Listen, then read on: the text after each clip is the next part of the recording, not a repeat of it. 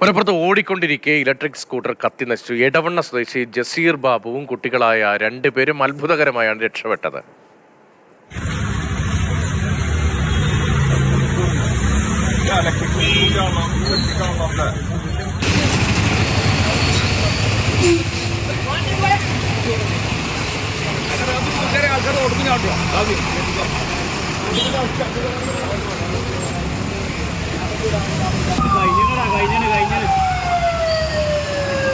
അരുൺ അമൃത വിവരങ്ങളുമായുണ്ട്. അരുൺ, ഈ പഴയ കാറും മറ്റും കത്തുന്നത് നമ്മൾ കണ്ടിട്ടുണ്ട്. ചില പുതിയ വാഹനങ്ങൾ കത്തി മരണമുണ്ടാകുന്നത് കണ്ണൂരിൽ ഉൾപ്പെടെ നമ്മൾ കണ്ടിട്ടുണ്ട്. ഈ ഇലക്ട്രിക് സ്കൂട്ടർ കത്തുന്നത് അങ്ങനെ കണ്ടില്ല. കാരണം ഇലക്ട്രിക് സ്കൂട്ടർ എന്ന് പറയുമ്പോൾ ഏതായാലും പുതിയത് തന്നെ ആയിരിക്കുമല്ലോ. എങ്ങനെ ഈ സംഭവം എവിടെ വെച്ച് എങ്ങനെയാണ്?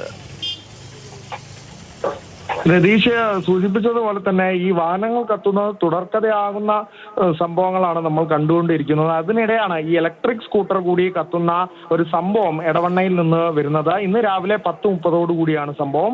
എടവണ്ണ പത്തപ്പിരിയം എന്ന് പറയുന്ന സ്ഥലത്തായിരുന്നു ഈ സംഭവം നടക്കുന്നത്. ഈ ജസീർ ബാബുവും 2 കുട്ടികളും ആണ് ഈ സ്കൂട്ടറിൽ യാത്ര ചെയ്യുന്നുണ്ടായിരുന്നത്. അപ്പോൾ ഈ സ്കൂട്ടറിന്റെ സീറ്റിന് പിറകിൽ നിന്ന് തീ ഉയരുന്നതായി പുറകിൽ നിന്നുള്ള യാത്രക്കാർ കണ്ടു. അത് ഇവരോട് വിവരം അറിയിക്കുകയും ആ സ്കൂട്ടർ അവിടെ സ്കൂട്ടർ ഉപേക്ഷിച്ച് ഓടുകയാണ്. അത്ഭുതകരമായി രക്ഷപ്പെട്ടു എന്ന് തന്നെ വിശേഷിപ്പിക്കേണ്ടിയിരിക്കുന്നു.